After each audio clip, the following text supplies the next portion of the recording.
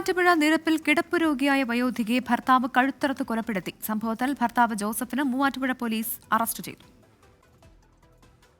വർഷങ്ങളായി കിടപ്പ് രോഗിയായ 85 വയസ്സുകാരി കത്രിക്കുട്ടിയെയാണ് ഭർത്താവ് ജോസഫ് ഇന്നലെ രാത്രി 11:30 കഴുത്തറുത്ത് കൊലപ്പെടുത്തിയത്.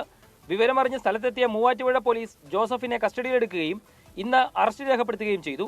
കിടപ്പ് രോഗിയായ കത്രിക്കുട്ടിയെ പരിചരിച്ചിരുന്നത് ജോസഫ് തന്നെയായിരുന്നു. കത്രിക്കുട്ടിയുടെ ദുരവസ്ഥ കണ്ട് സഹിക്കാൻ കഴിയാതെയാണ് കൊലപാതകം ചെയ്തതെന്ന് ജോസഫ് മൊഴി നൽകിയിട്ടുണ്ട്. കൊല്ലപ്പെട്ട കത്രിക്കുട്ടിയുടെ മൃതദേഹം പോസ്റ്റ്മോർട്ടത്തിനായി മൂവാറ്റുപുഴ ജനറൽ ആശുപത്രിയിലേക്ക് മാറ്റി. കേസിലെ പ്രതിയായ ജോസഫിനെ ഇന്ന് മജിസ്ട്രേറ്റിന് മുന്നിൽ ഹാജരാക്കുമെന്ന് പോലീസ് അറിയിച്ചു. 24 കൊച്ചി.